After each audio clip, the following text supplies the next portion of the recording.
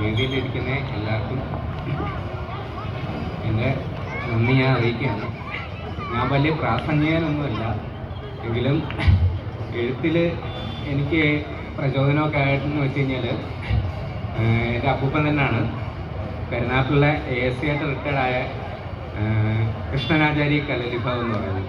അതേ യൂണിഫോം ഇട്ട ആ വ്യക്തികളുടെ കയ്യിൽ നിന്ന് തന്നെ എനിക്ക് അവാർഡ് ഏറ്റുവാങ്ങാൻ മഹാദേവൻ തന്നെ ആ അനുഗ്രഹം എനിക്ക് വളരെ സന്തോഷമായിട്ട് ഏറ്റുവാങ്ങുന്നു. പിന്നെ എൻ്റെ പ്രിയപ്പെട്ട 2 അധ്യാപകർക്കിടയിൽ തന്നെ ഇരുന്ന് എനിക്ക് ഈ അവാർഡ് ഏറ്റുവാങ്ങാൻ പറ്റിയ ഒരു സന്തോഷത്തിലൂടെയാണ്.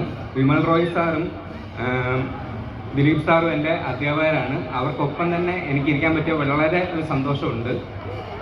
പിന്നെന്ന് വെച്ച് കഴിഞ്ഞാൽ ഒരു കവി എന്ന് പറയുമ്പോൾ ഒരു 4 വരി കവിതയെങ്കിലും ചൊല്ലണം. അത് ഞാനെന്തായാലും ഒന്ന് ചൊല്ലിയേക്കാം. എന്തെങ്കിലും ബുദ്ധിമുട്ടുണ്ടെങ്കിൽ ക്ഷമിച്ചേക്കണം. കേരളം എൻ്റെ ജന്മനാട്, കേരവൃക്ഷങ്ങൾ നിറഞ്ഞ നാട്. കേരളം എൻ്റെ ജന്മനാട്, കേരവൃക്ഷങ്ങൾ നിറഞ്ഞ നാട്. കലകൾക്ക് വിളനീലമായ നാട്, ഇത് മലയാള ഭാഷ തൻ ജന്മനാട്. കലകൾക്ക് വിളനീലമായ നാട്, ഇത് മലയാള ഭാഷ തൻ ജന്മനാട്.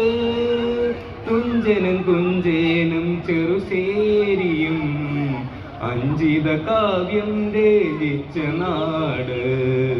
കേരളം എൻ്റെ ജന്മനാട്, കേരവൃക്ഷങ്ങൾ നിറഞ്ഞ നാട്.